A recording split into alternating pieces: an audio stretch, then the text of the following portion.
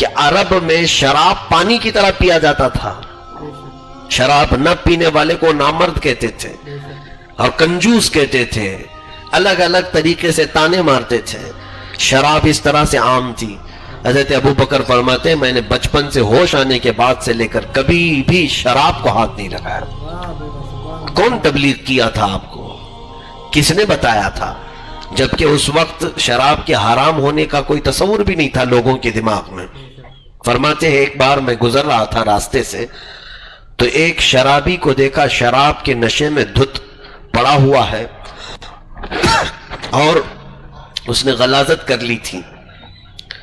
وہیں پر شراب کے نشے میں اس نے غلاظت کر لی, پخانہ کیا ہے اور اپنی غلاظت میں ہاتھ ڈالتا ہے اور منہ تک لے جاتا ہے. ہاتھ ڈالتا ہے اور منہ تک لے جاتا ہے. حضرت ابو بکر صدیق فرماتے ہیں اسی دن میں نے کہا کہ واللہ حرم علی الخمر, کہ حرمت علی الخمر, میں نے اپنے آپ پر خمر یعنی شراب کو حرام کر لیا تھا.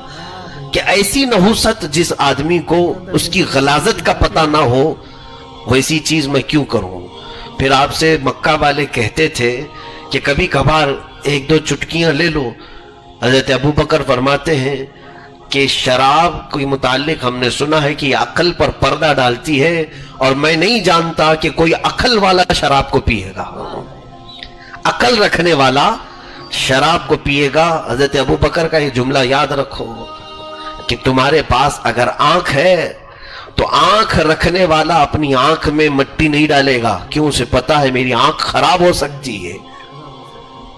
جس کے انگلیاں موجود ہیں وہ انگلیوں پر چھری نہیں چلائے گا. کیوں؟ اسے پتا ہے کہ انگلیاں کٹ جائیں گی. تو فرماتے ہیں کہ عقل پر جب پردہ پڑ جاتا ہے شراب کی وجہ سے تو پھر وہ کیسا بے عقل ہے جو اپنی اچھی خاصی عقل کو شراب کے ذریعے سے برباد کر رہا ہے. آج تو دنیا میں فیشن ہے, شراب کو ایسا عروج دیا گیا ہے, بڑے بڑے امیروں کی یہ شان سمجھی جاتی ہے.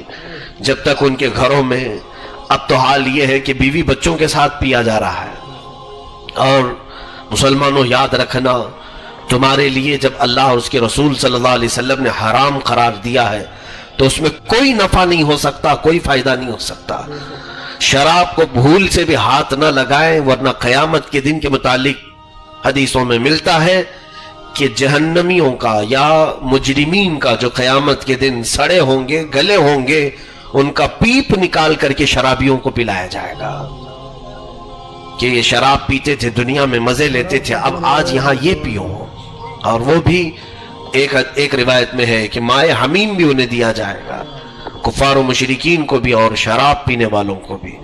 مائے حمیم وہ ہے کہ تم اگر اس کھولتے ہوئے گرم پانی کو صرف منہ کے قریب کرو گے تو اس کی بھاپ سے ہونٹ نیچے کا لٹک کر زمین تک چلا جائے گا. اتنا کھولتا ہوا گرم پانی انہیں دیا جائے گا پینے کے لیے. اس نحوست سے بہت دور رہو, بہت دور رہو. بلکہ رسول پاک صلی اللہ علیہ وسلم نے شراب سے متعلق جتنے لوگ ہیں سب پر لعنت فرمائی. شراب کے لیے انگور نچوڑنے والا اس پر بھی لعنت ہے, شراب اٹھا کر کے لانے والا اس پر بھی لعنت ہے, شراب بیچنے والا اس پر بھی لعنت ہے. ہم لوگوں کی لعنت سے ڈرتے ہیں, ہم لوگوں کی لعنت سے ڈرتے ہیں, لیکن رسول اللہ صلی اللہ تعالیٰ علیہ وسلم جس کے لیے کائنات بنائی گئی, وما ارسلناک الا رحمتا للعالمین, اے محبوب ہم نے آپ کو ساری جہان کے لیے رحمت بنا کر بھیجا. وہ جو رحمت بنا کر بھیجے گئے وہی لوگوں کو لعنت بھیج رہے, یعنی جو شراب پی رہا ہے ان پر لعنت ہے, جو انگور لایا ہے ان پر لعنت ہے. اگر شراب میں جس کا بھی جتنا بھی ہاتھ ہوگا ان سب پر لعنت ہے. ہم لوگوں کی لعنت کے لیے ڈر رہے ہیں, وہ رحمت للعالمین ہے, وہی لعنت بھیج رہے ہیں. سوچو کہ ان کے اوپر کتنی لعنت ہوگی, ان کو کتنا ڈرنا ہوگا. آئیے آگے سنتے ہیں کہ کیا کہتے ہیں مفتی صاحب. شراب کی خرید و فروخت کسی کتاب میں لکھنے والا اس پر بھی لعنت ہے.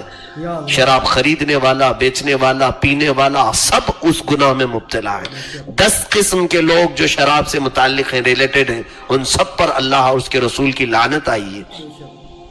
یہ مسلمانوں کا شیوا ہو ہی نہیں سکتا. یہ مسلمانوں کا طور طریقے ہو ہی نہیں سکتے. صدیق اکبر رضی اللہ تعالیٰ عنہ فرماتے ہیں اسلام لانے سے پہلے بھی کبھی بھی میں نے شراب کو ہاتھ نہیں. اس لیے ہر مسلمان کو چاہیے کہ رسول اللہ صلی اللہ تعالیٰ علیہ وسلم کی زندگی پڑھے. رسول اللہ صلی اللہ تعالیٰ علیہ وسلم نے فرمایا ہے کہ نہ آپ شراب پیو، نہ زنا کاری کرو، نہ آپ جوا کھیلو، کسی کو پریشان نہ کرو، کسی کو گالیاں مت دو، آپ گناہوں سے بچے.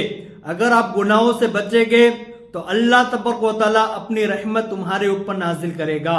اللہ تبارک و تعالیٰ تم پر رحمت بھیجے گا، تمہارے لیے سب کام آسان ہو جائے گے انشاءاللہ تبارک و تعالیٰ. اگر آپ کو ویڈیو اچھا لگا ہو تو لائک، شیئر، کامنٹس کرنا نہ بھولیے.